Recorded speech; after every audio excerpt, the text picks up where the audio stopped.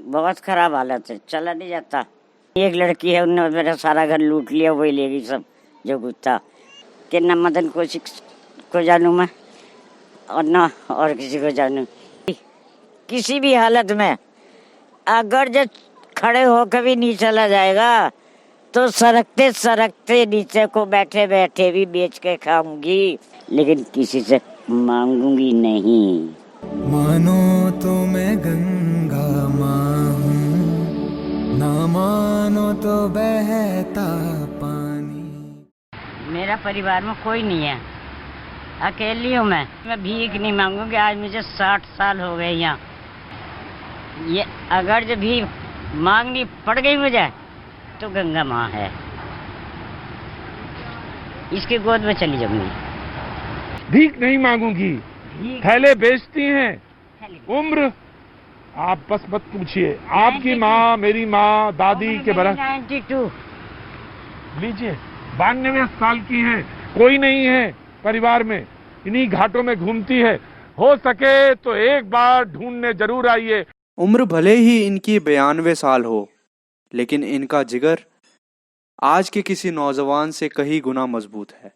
तो अगर आप इनसे पूर्ण रूप से परिचित होना चाहते हैं तो हमारी पूरी रिपोर्ट देखिए। हमने कैसे इनकी खोज की और इनसे संवाद किया।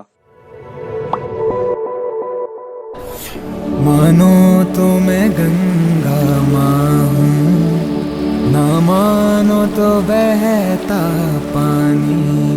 करम जिसे पुकारे वो पहुँचे गंगा किनारे।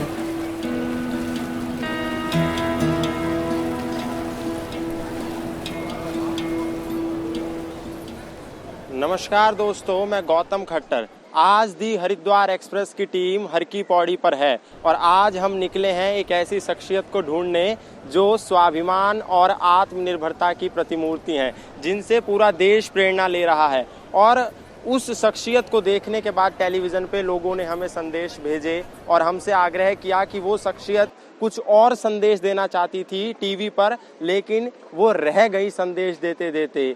तो हम जाकर के उस बूढ़ी अम्मा का वो दर्द सुने कि वो क्या कहना चाहती थी, उनकी आवाज़ क्या थी। हालांकि धूप बहुत हो गई है और आधा पौना घंटा हमारी टीम को उस बूढ़ी अम्मा को ढूंढते ढूंढते गुजर गया है, लेकिन अम्मा का कोई अता पता नहीं है। लेकिन फिर भी आशा अभी जिंदा है और इसी आशा के चलते हम लगातार अम्मा को ढूंढ रहे हैं। सूरज सिर पे आ गया है, धूप बहुत ज़्यादा है, लेकिन फिर भी हमें विश्वास है कि अम्मा मिलेंगी। है सुना ये पूरी धरती तू चलाता है, मेरी भी सुन ले अरज मुझे घर बुलाता है। भगवान है कहाँ रे तू, है खुदा है कहाँ रे तू। है सुना तू भटके मन को राह दिखाता है, मैं भी खोया हूँ मुझे घर बुलाता है। भगवान है कहाँ रे तू, है खुदा है कहाँ रे तू।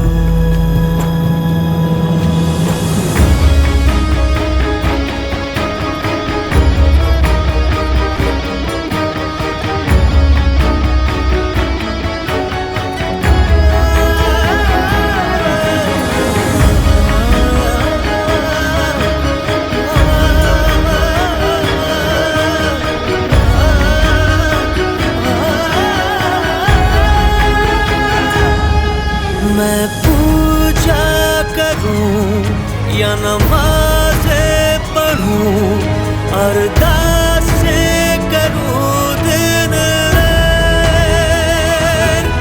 तुझे ढूंढे थके मेरे नैन। अम्मा नमस्कार, कैसे हो आप?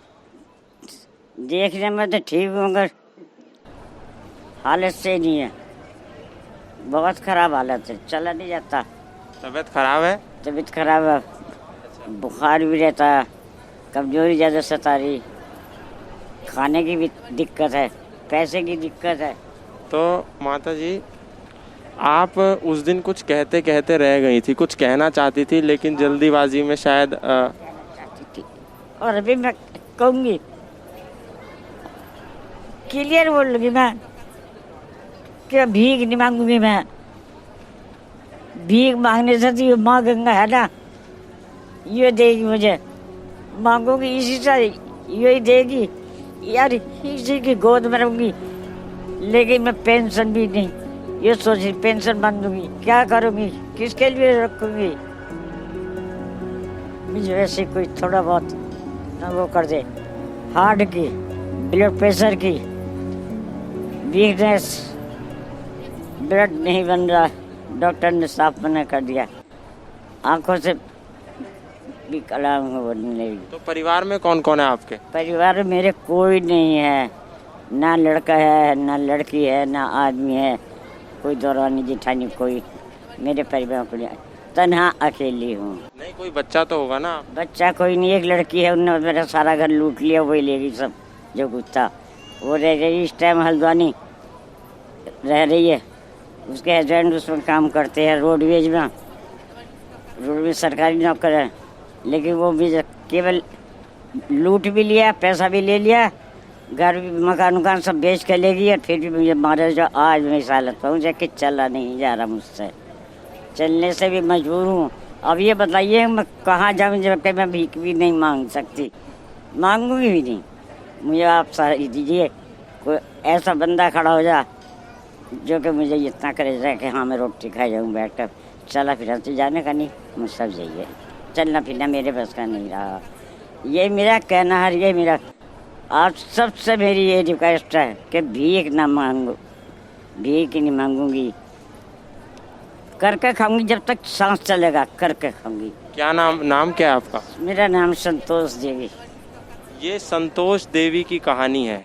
ये हरिद्वार में है संतोष देवी। ये एक ही संतोष देवी नहीं है, इनका साफ कहना है कि मैं भीख नहीं मांगूंगी। ये स्वाभिमान कह लीजिए या कर्मण्यता या कर्म योग कह लीजिए, ये संतोष देवी का है। हरिद्वार में आपको बहुत से उदाहरण मिलेंगे जो कुछ करके नहीं खाना चाहते हैं, जो बिना करे खाना चाहते हैं। ऐसे लोगों की संख्या हजारों में है। लेकिन ये बुजुर्ग महिला जो दिल की मरीज हैं, जिनकी बेटी ने इनको घर से निकाल दिया है, ये इनका दर्द है। इनका दर्द सुनिए, ये संतोष देवी क्या कहना चाहती हैं। मैं यही कहना चाहूँगी, ये था अगर जब सरकार के बस की हो तो मेरी मदद कुछ करा, नहीं बस की है तो कोई बात नहीं। आपने कभी सरकार से या प्रशासन से, स्थानीय नेताओं से, अधिकारियों से कभी कुछ मांग करी? कोई नेता मुझे नहीं मिला ऐसा जिससे मैं करूँ। कहे तो बहुत दें मगर करन आज तक किसी ने नहीं है। मतलब कहने वाले बहुत हैं पर करता कोई नहीं। करता कोई नहीं है आज तक, कहीं बहुत ना, लेकिन करी किसी ने नहीं है। आपका आधार कार्ड, वोटर आईडी और ये सब बना? ये सब है, ये चौकी में भी जमा है मेरे हर की पैड़ी पे। किस लिए जमा किए थे आपने? मैं इसके लिए मैं कहीं से रोटी मुझे सहारा मिल जाए, कहीं दो रोटी का सहारा। क्या पेंशन किसके लूँगी? मेरे मरने के बाद पेंशन आकर लड़की दावा कर देगा कि मेरी माँ थी। अब किसी की माँ नहीं, मैंने उसे जन्म दिया था, अब जन्म देने वाली बेकार हो गई है। धिक्कार उन माँ को, लड़कियों को, ऐसी लड़कियों को जन्म ना दे और ऐसी माँ हो के ना बने कभी भी। तो माता जी कितने समय से थैले बेच रही हैं? थैले आपने लगभग 10-12 थैले ले रखे हैं। ये कितना समय हो गया आपको ये थैले बेचते हुए? 50-60 साल हो गए मुझे यहीं इसी हरिद्वार में, आज की नहीं मैं। तो तब से आप घर से निकाली हुई हैं? घर से निकाली हुई तब से मैं। एक क्या था मेरे पास, एक चादर, एक धोती, एक थैला, ये चीज़ थी। 10 रुपए किसी से मांग कर लेके आई थी, किराया भी नहीं था मेरे पास में। ये माता जी कह रही हैं कि ये 10 रुपए लेकर के आई थी और आज इन्होंने लगभग 10-12 थैले ये बेचती हैं। इसी से कमाती हैं और इसी से अपना एक समय का गुजारा करती हैं। ये कह रही हैं कि पेंशन अगर मिल भी जाएगी तो हो सकता है जिस बेटी ने इनको घर से निकाला हुआ है, कहीं इनके चले जाने के बाद उस पेंशन पर भी वो लड़की अपना दावा ना कर दे। माता जी, इस थैले से कितना कमा लेती हैं एक दिन में? ये थैला हमें 6 रुपये का पड़ता है, 10 का हम बेचते हैं। 6 का पड़ता है, 10 में बेचती हैं। 10 में बेचते। तो एक दिन में कितना इससे आमदनी हो जाती है? दिन में इसके 100 भी हो जा। अब कल भी मैं 50 रुपये लाई हूँ। 50 रुपये में खाना भी है, चाय भी है, दवाई भी है। अब 50 रुपये की सोच लीजिए क्या मिलेगा। 50 रुपये आप एक दिन में कल कमा के लाई हैं और 50 में आपको खाना भी है, दवाई भी करनी है, आपको तमाम चीज़ों का जो खर्चा है वो उसी से निकालना है। उसी से निकालना है। और आप मुझे ये बताइए कि मैं सरकार को ये नहीं पता, अगर जब मेरे जबर होता, शरीर तंदुरुस्त होता, तो मैं सरकार से रिक्वेस्ट भी ना करती। माता जी का साफ कहना है कि अगर मेरा शरीर तंदुरुस्त होता तो मैं सरकार से कोई रिक्वेस्ट ना करती। रिक्वेस्ट कर रही हूँ वो भी इसीलिए क्योंकि शरीर अब स्वस्थ नहीं है। आप देख रहे हैं हाथ कांप रहे हैं, शरीर कांप रहा है, शरीर में ऊर्जा नहीं बची है माता जी के, लेकिन माता जी फिर भी अंदर से मजबूत हैं। विल पावर देखिए माता जी की कितनी मजबूत है। कह रही हैं कि सरकार से रिक्वेस्ट कर रही हूँ लेकिन 10 रुपए की भीख किसी से मांग कर नहीं खाऊंगी। माता जी, रहती कहाँ हैं आप? ज़्यादा ठिकाना मेरा कहीं नहीं। पहले मैं उधर रहती थी पिपल नगरी, फिर पुल के नीचे पड़ी रही। उसके बाद पुल के नीचे के बाद में जब बरसात थी काफ़ी, तो इंचार्ज साहब ने मुझे यहाँ लेटा दिया था लाकर, बारिश से बचने के लिए। अब तुम यहाँ बैठो। बाकी मेरा कोई ठिकाना नहीं, घर नहीं, बाहर नहीं, कहाँ जाऊँगी। ये पुलिस वाले ये बेचारा जितना सहयोग कर दें कि बैठी हुआ जैसे आपने बैठा दिया। अगर मेरी तबीयत खराब है तो पुलिस वाले बेचारे उठा के ले जाते हैं दिखाने।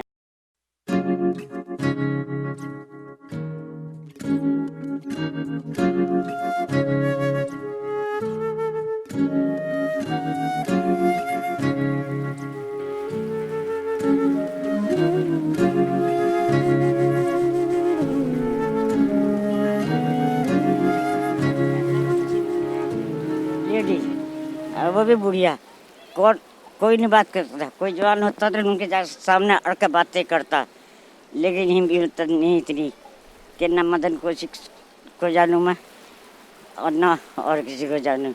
इतना जानती हूँ कि घर तक थल्ला ले जाऊँ और बिछा पे ठिए पे आ गई। और बड़े आदमी और से कहती हूँ तो कहते हैं हाँ हम कराएंगे। आज तक किसी ने कुछ नहीं कराया। ये माता जी का दर्द है। कह रही हैं कि कोई नौजवान होता तो अड़ के लड़ता। ना मैं किसी नेता को जानती हूँ ना मैं किसी मंत्री को। हाँ, जिनको जानती थी उनको मैंने कहा था, लेकिन सबने कहा करेंगे करेंगे, लेकिन करा किसी ने नहीं। माता जी का ये दर्द है और ये वो दर्द है जो देश के ना तो ट्विटर पे ट्रेंड करने वाला दर्द है, ना ही इस दर्द को लोगों के स्टेटस पर कोई जगह मिलेगी, ना ही इस दर्द को इंस्टाग्राम के स्टोरी में कोई स्पेस मिलता है। ये वो दर्द है जो ट्विटर पे ट्रेंड नहीं करता। माता जी एक ऐसी माँ है, यहाँ पर हरिद्वार में आपने एक माँ का नाम सुना होगा जो गंगा माँ है, लेकिन आज हमने आपको एक और माँ से परिचित कराया जो लगभग 30-40 साल से इस घाट पर थैला बेच रही हैं, और वो है अम्मा। यहाँ पर हजारों लोग, हजारों श्रद्धालु प्रतिदिन आते हैं। लोगों की जिंदगियाँ बदलती हैं, लोगों की जिंदगियाँ चमकती हैं, लेकिन अगर यहाँ देखने वाला कोई व्यक्ति देखेगा तो कोई चीज़ नहीं बदला तो वो अम्मा की ज़िंदगी। माता जी रो क्यों रही हैं आप? बेटा आज मुझे ये एहसास हुआ कि मेरा भी कोई खड़ा हुआ मुझे पूछने वाला, ये मुझे एहसास हुआ, वरना अब तक मुझे कुछ नहीं था कि यहाँ कोई मेरा है। ये था कि थैले हाथ में है, हाँ भैया थैला ले लो, या मैं बाकी मैं किसी से भीख नहीं मांगी। माता जी आप रोइए मत, आपसे मेरा निवेदन है, रोइए मत, हम आपके साथ हैं। देश के तमाम नौजवान आपको देख रहे हैं, वो सब आपके साथ हैं। मैं कभी भी किसी भी हालत में अगर जब खड़े हो कभी नहीं चला जाएगा तो सरकते सरकते नीचे को बैठे बैठे भी बेच के खाऊंगी। बाकी आपको पता है हम देश के युवा, हमारे जैसे नौजवान आपसे इतना प्यार करते हैं कि आपको आज पूरे हर की पौड़ी से ढूंढते ढूंढते इस पूरे घाट की नपाई करते हमने आपको ढूंढा है आज? हाँ तो बेटा इतना है मेरी, इतना ही मेरी बहुत है। आपने इतना कर दिया मेरे लिए, बहुत धन्य हो। आज मैं अपने को धन्य मानती हूँ कि ऐसे लाल मेले आए। गंगा मैया हर एक किसी को ऐसे लाल दे जैसे लाल आज आपको सब देखेंगे माता जी, और आपसे लोग प्रेरणा लेंगे कि 92 साल की उम्र में यदि कोई माँ के अंदर ये संकल्प है कि हमें मांग कर नहीं खाना है, हमको करके खाना है, तो वो लोग भी आपको देखेंगे और आपसे प्रेरणा लेंगे। बड़ी खुशी की बात है। और सबसे मेरा ये कहना, मांगो मत, चोरी मत करो, किसी का दिल मत दुखाओ। अगर जो कोई गरीब है उसकी सहायता करके चलो। अगर जो गिरा तो उठा के चलो, नहीं उठा जाता तो गले लगा के चलो, वरना किसी को ठुकराओ मत। माँ गंगे पूरे संसार को सुखी रखी है। तेरे पानी में बहुत बड़ा जैसा तन्ने दुनिया को पारता रखा, इन बच्चों को पारता रही हो मैया। और मेरी जो आराधना है तेरे रात दिन, यही आराधना है कि सब संसार सुखी रहे। मेरे ऊपर जो पड़ेगी वो मैं झेल लूँगी, लेकिन किसी से मांगूंगी नहीं। बार बार एक ही संकल्प, बार बार एक ही बात दोहरा रही हैं कि किसी से मांगूंगी नहीं। ये 3-4 दशकों से यहीं पर हैं, ये थैले बेचती हैं। आपने भी देखा होगा, आप भी कई समय से जो हरिद्वार होंगे, कि हरिद्वार के ये घाट बदल गए, पूरा हरिद्वार बदल गया, और पिछले 20 साल के भीतर ये उत्तराखंड भी बहुत बदला। लेकिन 2 माँ यहाँ नहीं बदली, एक ये गंगा की बहती कलकल धारा और एक ये अम्मा। जग से हारा नहीं मैं, खुद से हारा हूँ माँ। एक दिन चमकूंगा लेकिन तेरा सितारा। ये रैन बसेरा है शायद, जहाँ पर माता जी एक समय लेटती हैं। आप रात में भी यहीं सोती हैं? हाँ रात में। तो माता जी अभी आप आराम कर रही थी, शायद आज आप काम पे नहीं गई थी? नहीं, आज नहीं गई।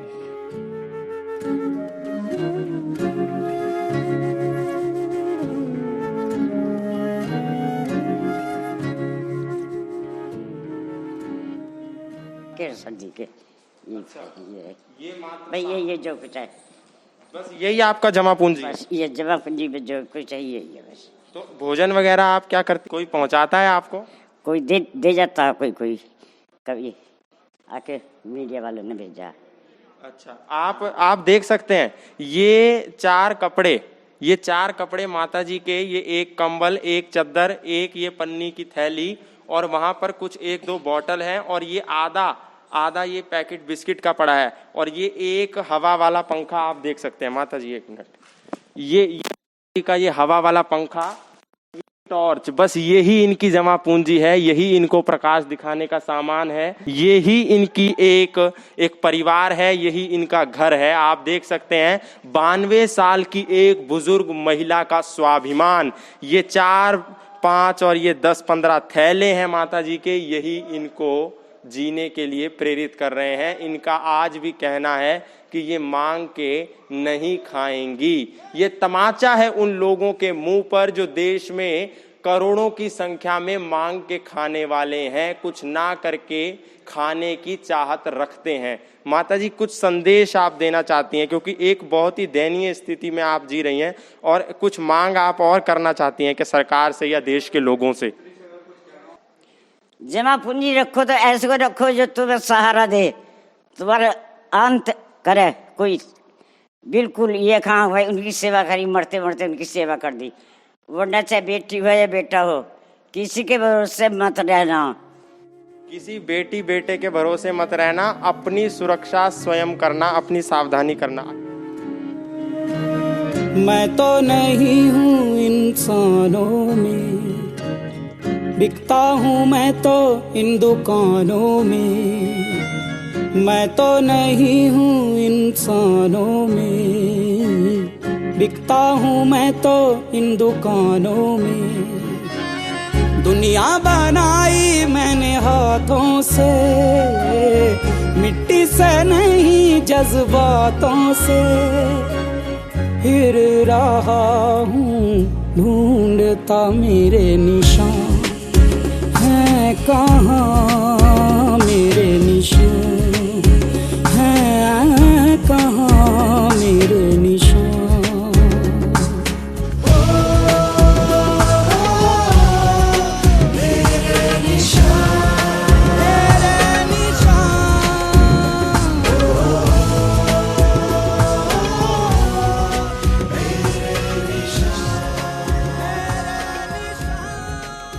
तो ये थी अम्मा की कहानी। आपने देखा कैसे अम्मा ने अपना दर्द बयां किया। उन्होंने कहा कि मेरे बच्चे, जो मेरी बेटी है, उन्होंने मुझे पीटा भी और घर से बेदखल भी कर दिया। मेरी संपत्ति भी माता जी कह रही हैं कि मेरी बेटी ने कब्जा ली। ऐसी एक माता नहीं है, ऐसी बहुत सी अम्मा हरिद्वार में भी हैं और इस देश भर में भी हैं। लेकिन उनको जगह देने की, उनको प्राथमिकता देने की कौन सोच रहा है और कौन उनको प्राथमिकता दे रहा है, ये महत्वपूर्ण है। इन प्रकार की अम्माएं और इस प्रकार की बुजुर्ग महिलाएं, जो खास तौर पर माता जी ने कहा मैं 92 साल की हूँ, थैला बेच रही हूँ, भीख नहीं मांगूंगी, और जब यदि मुझे भीख मांगने की नौबत आ गई तो मुझे ये गंगा अपने में समा ले, ऐसा माता जी ने साफ तौर पर कह दिया। तो देख सकते हैं कि किस प्रकार से लोग संघर्ष की जिंदगी जीने को मजबूर हैं। पिछले दिनों नरेंद्र मोदी जी ने आत्मनिर्भर का एक जो संकल्प देश को दिया, उसका यदि जीता जागता ज्वलंत उदाहरण देखना हो तो ये माता जी का जीवन देख लीजिए। बने रहिए हरिद्वार एक्सप्रेस के साथ। मैं हूं गौतम खट्टर, कैमरामैन हर्ष गुप्ता के साथ।